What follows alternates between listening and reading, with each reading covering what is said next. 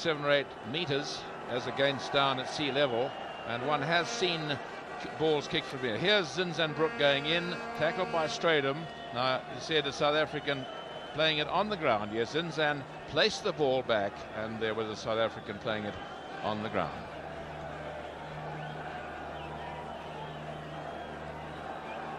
Well, his confidence levels are high. This is a real test for the young man, 22 years of age. Confident and educated boot as Andrew Mertens have. Struck it well, but it'll swing wide.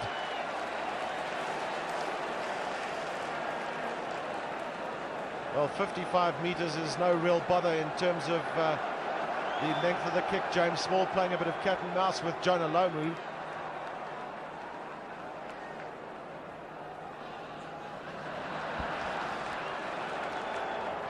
Stransky again deciding to go deep to Osborne.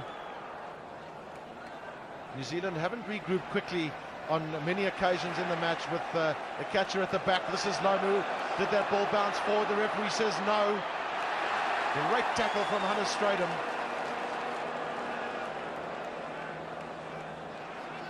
Jeff Wilson has found some space during this match, but has not been able to make much of it.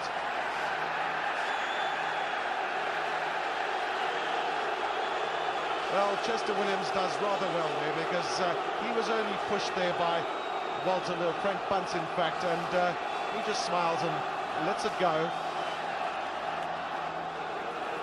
Discipline, of course, is critical in this match for both teams. Well, there is Chester going down for it. A little knock-on by Chester Williams, you saw, and then a bit of pushing by Frank Bunce, but nothing serious, and the touch judge told the referee nothing serious, so play goes on. Van der Westhuizen does well to run wide to assist with the defensive work. This is Osborne. Now Jonah Lomu and Andre Joubert. The big man has got strength. What a great tackle from Yapi Mulder.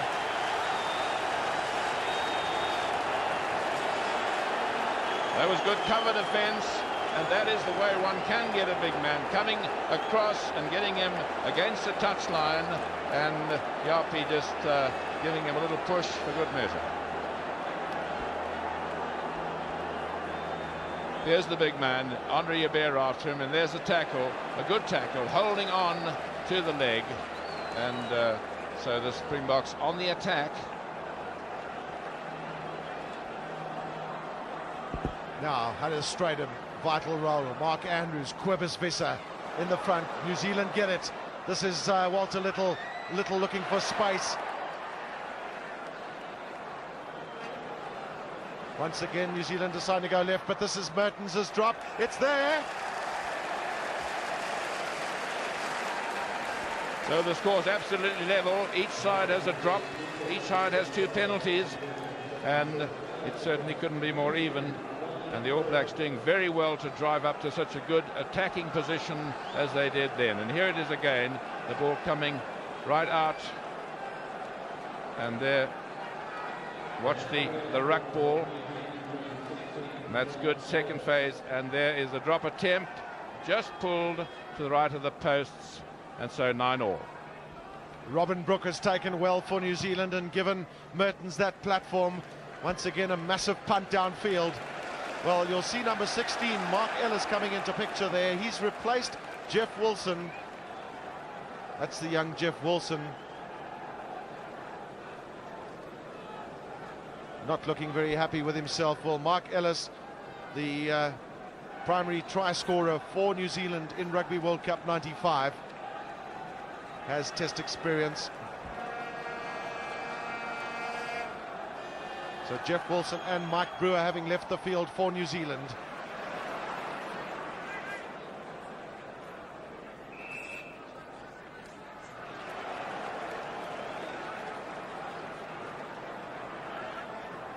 Jamie Joseph was the last man up, the replacement for Mike Brewer. So some disruption in the All Black side.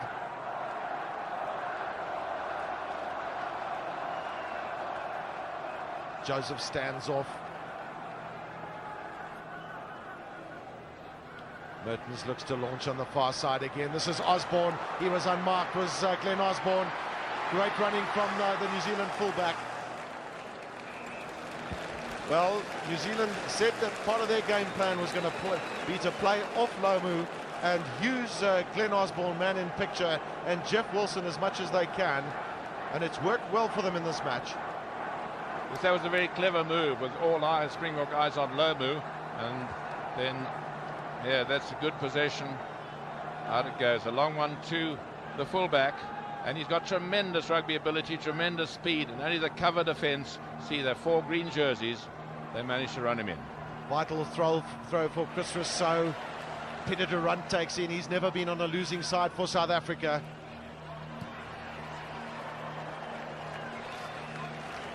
Well, in fact, both he and Chris Rousseau, Peter Durant and Chris Rousseau, victory for them in all their internationals for South Africa. Will it be the same today?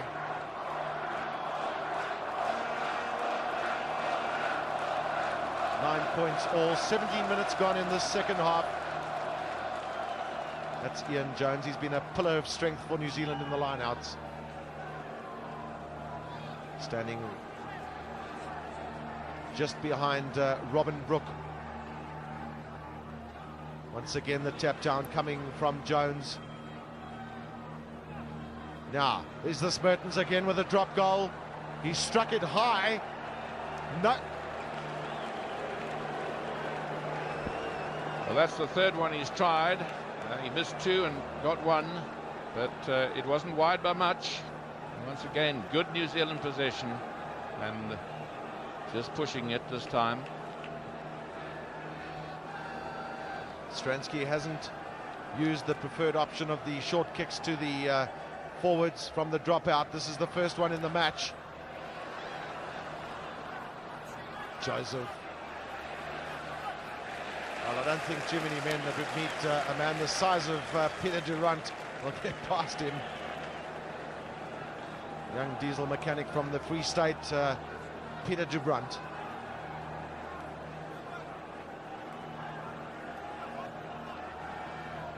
Well, that's the scoreline then in Rugby World Cup 95, the fitting finale.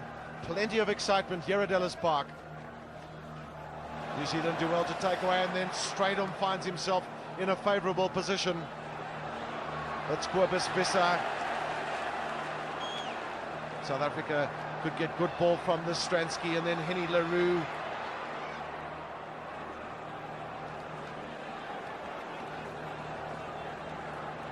Now will Jos van der Westhuizen kick for space, yes. Back foot is Mark Ellis. Mark Ellis, he's got plenty of pace as Mark Ellis. On the outside to Walter Little, and then Jonah Lomu, but the pass was forward. Well, South Africa will feel a little bit heartened by that forward pass because Lomu managed to get round James Small. Just a friendly little tap of the hand from James Small and Jonah Lomu. They know they're in a massive contest here today.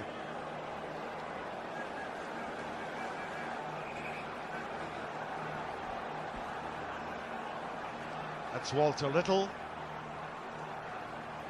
Andre Jabez moved up into the back line, looking for the short pass. South Africa still have possession. Van der Westhuizen on the outside to James Small. Can Small get through? This is great running and a superb tackle from Glenn Osborne. South Africa found space on the far side. Can they stretch it wide enough now? Chris Rousseau at scrum half. Mark Andrews finding a wall of black jerseys. Stransky. Help coming there from Henny LaRue.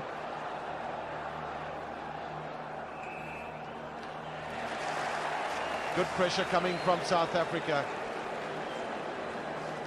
Showing lots of positiveness in terms of moving the ball out wide to Stransky, and it was a good run by the winger.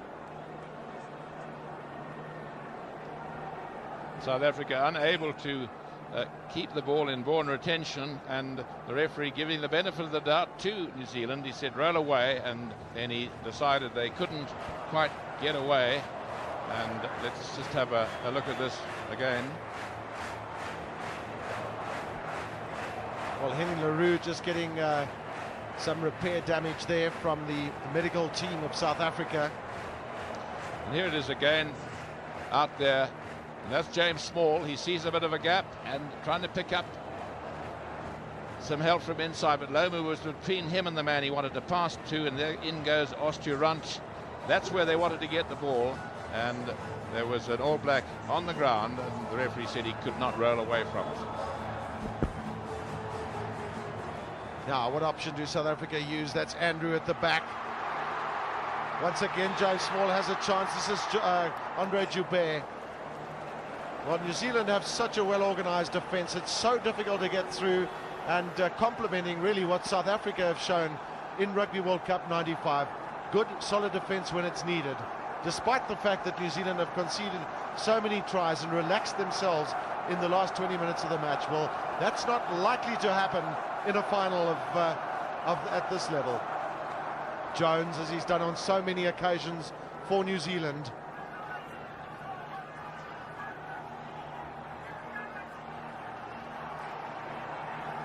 South Africa have a chance to regroup. This is Mertens. James Small catches well.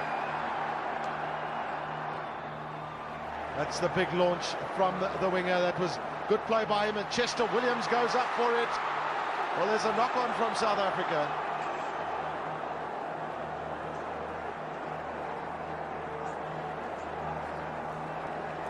There's two knock-ons. In fact, South Africa was the first, and that's why he couldn't wait for advantage. But not a bad effort by James Small, but giving away the advantage now to the All Blacks.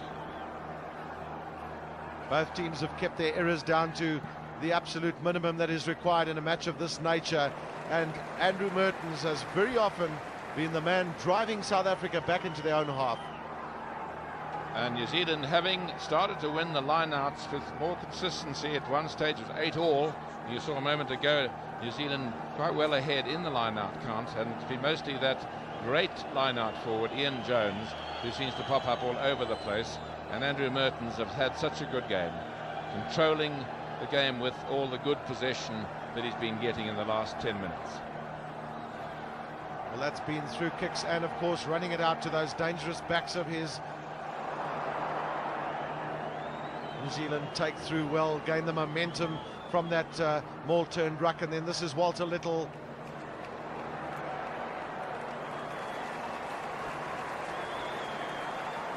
Yes, good thinking by the All Blacks, getting enough ball. They've decided they want to play mostly in the South African half of the field, and Walter Little, with all that tremendous experience, a very well judged kick, and look what a position he's got his side into. Bali Swart seems to be limping for South Africa. Last man into that line out. Pienaar, 16 minutes left in this match for him as captain of South Africa. He's captained his country in all of his internationals.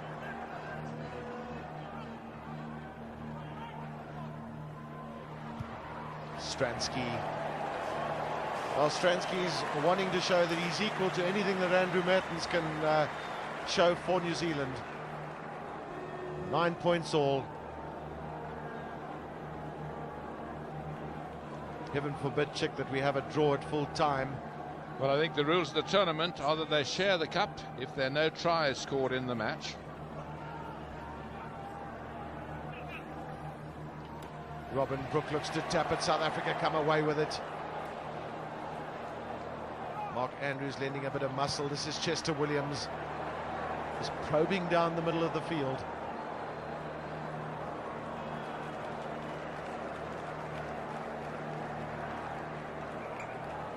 Both teams are very wary of making mistakes, and as we've seen so often in recent rugby, there are kicks down the middle of the field just to gain territorial advantage.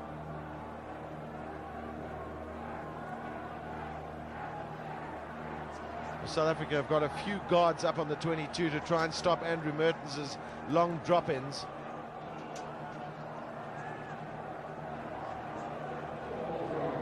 Graham Bishop just getting some attendance.